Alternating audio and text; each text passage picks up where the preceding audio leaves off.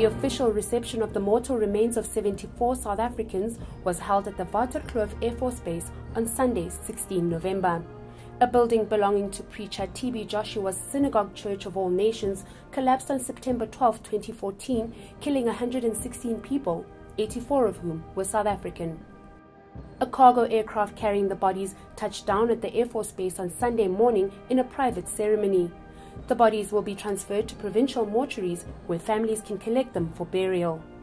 President Jacob Zuma was unable to attend due to the G20 summit.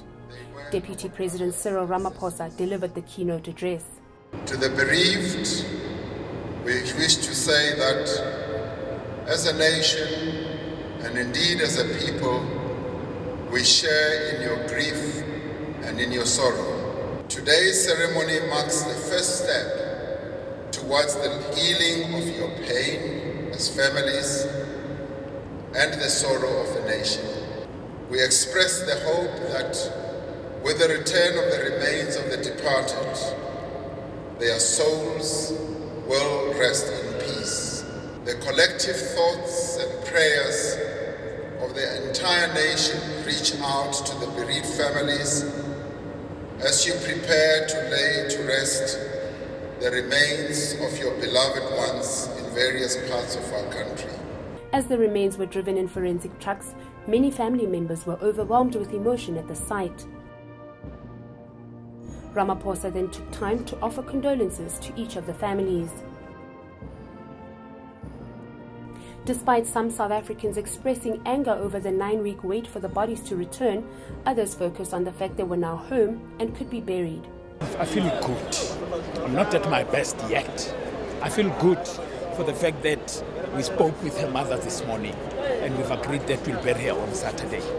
I think last night, most of us as bereaved families, we were according a critical commendation to the Minister in the Presidency, Jeff Radebe, because as soon as he went over on Tuesday, I think he really fast-tracked the process, magnanimously. And somebody else would ask, but why could he not have gone earlier on?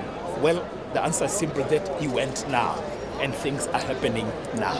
So we need to pay gratitude to our government for having stayed in touch, and we know that it was not easy. Nigeria is an independent country with its own laws, rules and policies, and they needed things to be done in a particular way, so we had to comply.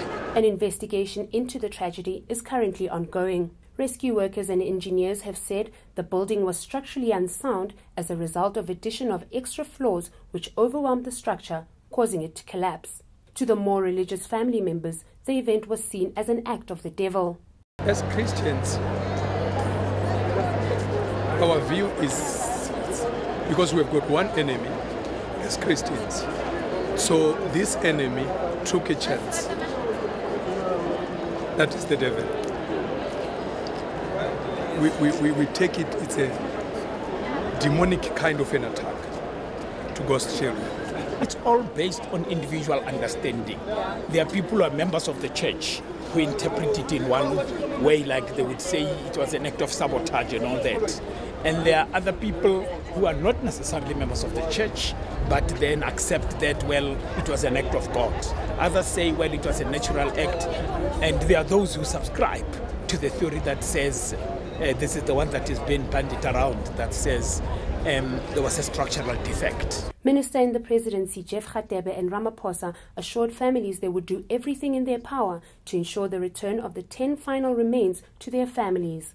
We will intensify our efforts to ensure that the remains of those who are still in Nigeria are brought home without undue delay. Response from the families about the day's event seemed positive. Highly super, organized, calling us, as bereaved families, making more to understand what happened, and then we accepted it.